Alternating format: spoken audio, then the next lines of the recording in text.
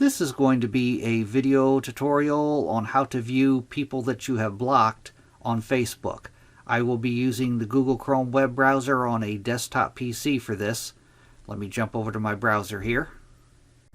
Okay, I have my browser open now and I am logged into Facebook. To view people that you have blocked on Facebook, first thing you want to do is go up to the upper right hand corner, up to your profile icon, and you want to click on that. Then you want to go down to where it says Settings and Privacy. You want to click on that. Next, you will go down to Activity Log and click on that.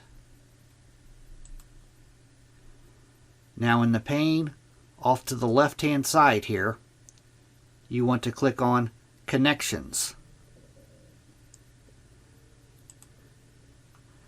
Then you will scroll down and right here, Blocked.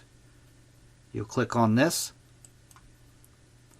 I have not blocked anybody on Facebook, but if you had blocked people, it would list all the people that you blocked and the date that you had blocked them.